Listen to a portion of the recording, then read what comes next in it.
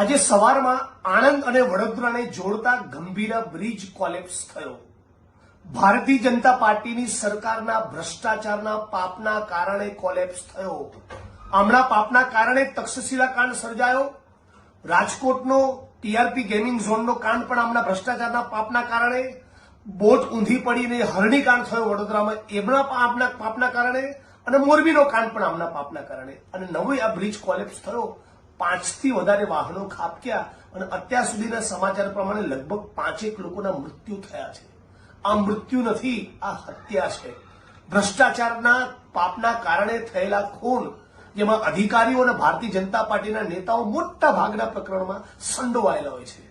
થોડાક દિવસ પૂરતી ફોર્માલિટી પૂરતી તપાસ કરશે અને પછી મોરબી કાંડમાં, હરણી કાંડમાં, તક્ષશિલા કાંડ સુરતમાં, રાજકોટના અગ્નિકાંડમાં જેમ કુરડીમાં ગોળ ભંગાયો એમ આમાં પણ કુરડીમાં ગોળ ભાંગશે।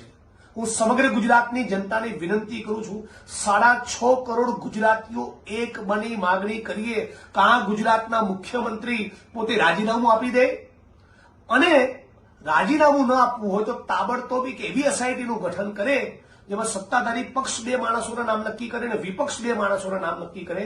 એવા 4-5 નોન કરપ્ટ સારા અધિકારીઓની તપાસ ટીમ જોડે તમે ઇન્વેસ્ટિગેશન કરાવો। કોઈના જીવનની તમને કઈ વેલ્યુ છે કે કેમ? મોરબીમાં 150 લોકો મરી ગયા, ભડતું થઈ ગયા ટીઆરપીની આગમાં 26-28 લોકો, હરણીકાંડમાં માસૂમ બાળકો મરી ગયા। એક પ્રકરણમાં, એક પણ કેસમાં તમે ન્યાય જ ના આપો। આવું આપણું ગુજરાત કઈ રીતે ચાલે? એટલે આ પ્રકરણ હું માંગણી કરું છું કે તાત્કાલિક રાજ્યની સરકાર રાહત માટે જે પણ કરવાનું છે, જે લોકોનો બચાવ કરવાનો એની માટે પહેલા ટીમો બધી છોડે। કોંગ્રેસના કાર્યકર્તાઓને પણ અપીલ કરું છું, એ પણ મોટી સંખ્યામાં દોડી જાય, શક્ય તમામ મદદ કરે, પણ રાજ્યની સરકારને આ મુદ્દે આપણે છટકવા દેવી જોઈએ નહીં। હું રાજકોટ અગ્નિકાંડના મુદ્દે 28 દિવસ એક ધારું રાત દિવસ લડ્યો છું, હું બરાબર અમને ઓળખી ગયો છું।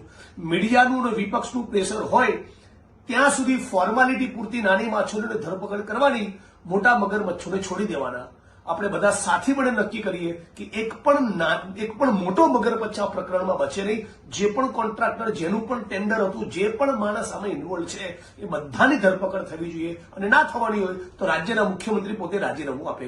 આટલી હું માંગણી કરું છું।